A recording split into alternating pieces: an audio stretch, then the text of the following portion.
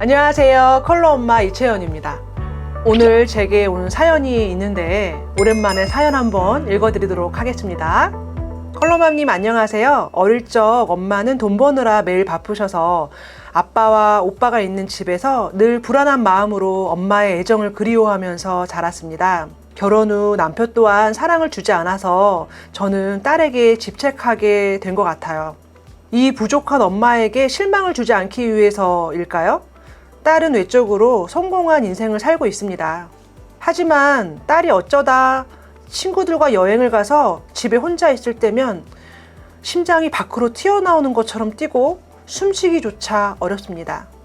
저로 인해 남자친구도 안 사귀려는 딸을 보면 너무 미안하고, 그런데도 딸이 사라지면 어쩌나 하는 이런 생각하는 제가 참 초라하네요. 여러분, 이 이야기를 들으시면 어떠세요? 사실 이 이야기의 주인공은 본인이 성인이 앓고 있는 분리불안 증상에 대한 이야기를 하신 거예요. 많은 분들이 분리불안은 아이들만 있는 거 아니에요? 엄마 떨어지기 싫어가지고 막 우는 애들 보고 분리불안 증상이 있다고 하잖아요 라고 이야기하시는데, 실제로 대한민국 성인의 1%가 이 성인 분리불안증을 앓고 있다고 이야기를 해요. 이 상담을 보내주신 이 엄마처럼 내가 분리불안을 앓고 있어요 라고 해서 사실 상담 주시는 분들은 별로 없고요. 그 상대방, 대상이 된 분들이 너무 힘들어요 하고 많이 상담을 받으러 오시거든요. 지금처럼 난 성인인데도 늘 품 안에 가둬서 감시를 하고 나만을 바라보는 엄마로 인해서 너무 힘들어하는, 소위 말하는 K장녀들. 그리고 어떤 여성은 늘 남편이 굉장히 본인을 사랑하고 너무 아껴주고 사랑한다는 매일매일 하는데 갑작스럽게 본인의 기분을 맞추지 않는다든가, 아니면 친구들과 나 잠깐 나가서 커피 좀 먹고 올게 하면 말도 안 되는 그런 나가라는 등, 너랑 못 살겠다라는 등 그러한 어떤 폭력적인 언행을 해서 정말 이 어떤 모습이 내 남자의 모습인지 모르겠어요 라고 하는 아내들, 혹은 매일매일 난 너무 성실하게 내 여자친구를 사랑하는데 그 여자친구가 나의 성실함과 나의 믿음을 바라봐주지 못하고 카톡을 몰래 훔쳐본다든가, 아니면 내가 친구들하고 만나고 있는데 영상통화 빨리 지금 해봐 막 이렇게 해서 자신의 일거수일투족을 체크하려고 하는 여자친구 때문에 내가 헤어져야 될지 어떻게 될지 모르겠어야 하는 그런 젊은 청년들, 이렇게 본인이 상대방이 돼서 너무 힘들어하는 분들이 사실 상담하러 좀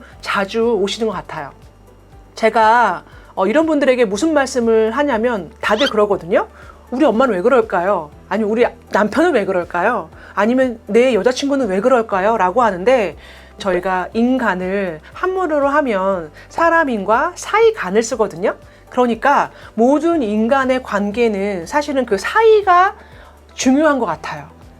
어떻게 보면 그 사이가, 우리 그렇지 않나요? 좀 이렇게 잘 어울리는 분들을 보면 되게 사이가 좋아 보이세요 이렇게 얘기하고, 내가 어떤 사람과 약간 감정의 거리가 멀어졌을 때 우리 사이가 좀 멀어졌어요 라고 이야기하잖아요. 그래서 인간이 하는 그 모든 관계의 좋고 나쁨은, 아름답고 보기 싫음은 사실 서로의 거리를 어떻게 유지하느냐에 있는 것 같아요. 그 거리가 어느 정도가 유지가 되어야 되는데, 어떻게 보면 사랑한다 라고 하는 어떠한 감정 때문에 동일시가 되는 경우가 있어요. 그 사람과 나의 거리가 없어지는 거죠. 그렇게 됐을 때 우리는 그것을 집착이라고 얘기합니다. 그래서 그분들에게 이야기를 해요. 그런 어떤 삶의 경계를 모르기 때문에 그렇다. 그래서 사이를 조금 더 벌려주는, 조금 더 떨어져서 보는 시간들, 그런 시선들이 굉장히 중요해요 라고 제가 피드백을 드리곤 하거든요. 제가 넷플릭스 또 매니아잖아요. 이번에 공동경비구역 종이의 집이 한국에서 나왔더라고요. 근데 참 재밌는 게요. 아니, 이게 넷플릭스가 머리를 쓰더라고요. 12편까지 쫙 안 보여주고 6편을 보여주고 나머지는 연말에 공개를 한다는 거예요. 그래서 제가 그 원작을 원래 안 봤었는데 그것 때문에 궁금해가지고 그 원작을 제가 끝까지, 스페인 그 원작을 끝까지 봤거든요. 거기서 되게 여러 가지 인사이트가 있었지만 사실 거기에 이런 인사이트가 저한테는 있었습니다. 어떤 거냐면, 그 교수로 나오는 분이 너무 멋있잖아요. 예, 그분 제가 그 팔로우도 했어요. 너무 멋있어서. 근데 그 교수가 그 모든 강도, 그 조폐국에서 돈을 빼내오는 그러한 그 강도의 모든 계획을 정말 완벽하게 요렇게는 이렇게 해야 되고 요땐 요렇게 해야 되고 하는 그 번외의 수를 완벽하게 계산을 했거든요. 그러니까 멋있는 거죠. 그쵸? 그런데 교수가 한 가지 하지 못한 게 있어요. 바로 감정. 그 감정까지는 사실은 그 계획에 포함되지 않았고, 그런 감정으로 인해서 교수에게 죄책감이라는 감정이 생길지는 몰랐다. 이러한 레레이션이 나오더라고요. 이것처럼 여러분, 감정을 관리하고 알아차리는 건 굉장히 어려워요. 그런데 말씀드렸던 이 성인 분리 불안, 그 성인 분리 불안은 여러 가지의 증상 중에 4가지의 증상으로 저희가 나눌 수 있거든요. 저는 이걸 알아야 된다고 생각을 해요. 첫 번째 증상이 신체적 증상이라고 이야기하는데 뭐냐면, 딸에게 분리 불안을 갖고 있는 성인이 아픈 거예요. 엄마가 늘 아픈 거예요. 왜? 내가 아프면 우리 딸에게 기댈 수 있으니까. 내가 아프면 우리 아내가 날 떠나지 않을 거니까. 내가 아프면 내 남자친구가 날 용서해 주겠지 라고 하는 것 때문에 신체적으로 실제적으로 통증이 와요. 그 이유는 바로 나의 방어기제에서 나오는 거거든요. 사회적으로 부정적인 시선이 맞닥뜨릴 때 힘들잖아요. 그러니까 내가 이렇게 아프면 괜찮겠지 하는 신체적 증상이 오고요. 두 번째로는 어떤 증상이 오냐면 정서적인 증상이 와요. 갑작스럽게 뭐 내 남편, 내 딸, 나의 애인이 없어졌을 때 우울하는 거, 슬픈 거, 이런 증상뿐만이 아니라 막 말도 안 되게 화를 내는 거예요. 말도 안 되게 폭언을 하는 거죠. 그러한 어떤 정서적인 증상이 오고요. 또 세 번째는 어떤 증상이 오냐면 인지적 증상이 와요. 그래서 미리 예견하는 거예요. 일어나지 않은 일을. 아마 내 딸은 나를 버리고 도망갈 거야. 우리 아내는 나 몰래 다른 남자를 만날 거야.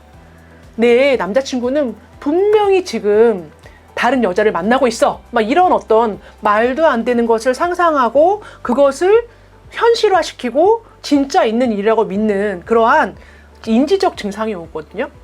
그리고 마지막으로는 행동적 증상이라고 저걸 표현하는데 이런 거죠. 혼자 되는 상황 자체를 자꾸 회피하는 그런 어떤 행동을 하거나, 아니면 자꾸 아까처럼 지금 영상통화 해봐 이러면서 확인하거나, 지금 어디야? 언제 와? 이러한 좀 확인하려고 하는 그 행동이 와요. 혹은 너무너무 늘 사랑스럽게 잘해주던 남편이 화를 내는 것처럼 애착 대상에게 분노를 해서 저항하는 거예요. 그런 어떤 행동이 오기도 하고요. 그리고 그를 일부러 죄책감을 줘서 고립을 시키거나, 또 혹은 요구하고 강요를 하는, 먼저 행동을 하는 그 증상으로 오기도 합니다. 이런 증상이 있을 땐 지금 내가 성인 분리 불안을 앓고 있거나, 혹은 내 주변에 내 그 사람이 나를 대상으로 지금 성인 분리 불안의 증상이 있구나라고 판단하는 기준이 좀 되셨으면 좋겠어요. 그렇다고 한다면 이 치료의 방법도 있겠죠. 예, 여러분. 그 치료의 방법은 뭐가 가장 좋으냐면 이완 훈련, 저희가 호흡을 하고 명상을 하고, 아니면은 뭐 사우나 이렇게, 아니면 목욕, 아니면 반신욕 이런 걸 통해서 내 몸을 아주 릴렉스하게 할 수 있는 이완 훈련을 좀 하시면 되게 좋고요. 두 번째는 셀프 마사지. 내가 내 자신의 몸을 마사지하면서 긴장을 조금, 불안한 어떤 마음들을 조금 완화해주는 내용도 굉장히 좋습니다. 그리고 생각의 어떤 습관, 루틴을 바꾸는 건데, 그건 뭐냐면 내 입술로 지금 불안한 증상을 한번 말해보는 거예요. 오늘 딸이 아마 오늘 안 들어올 것 같아, 늦을 것 같아 라고 하는 말을 한번 해보는 거예요. 그 다음엔 어떻게 하냐면 반박하면서 물어보는 거예요.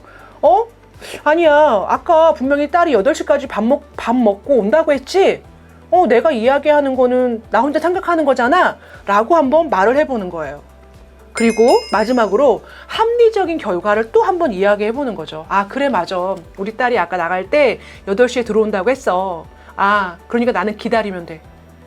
제가 왜 이렇게 본인의 입으로 이야기하라고 하냐면, 몇 번 말씀드렸을 텐데, 사실 생각하고 그냥 글로 적는 것과 내가 내 입으로 언어로 나와서 다시 내 귀로 듣는 거는 굉장히 큰 차이가 있어요. 내가 만약에 상대방에 대한 어떤 애착이 집착으로 가고 있다고 한다면 이 방법을 한번 꼭 사용해 보셨으면 좋겠어요. 저는 이 모든 것 중에 꼭 얘기하고 싶었던 게 어떤 거냐면, 아까 인간에 대한 부분을 얘기하면서 서로의 거리를 지키고 경계를 분명히 하세요 라고 이야기했거든요.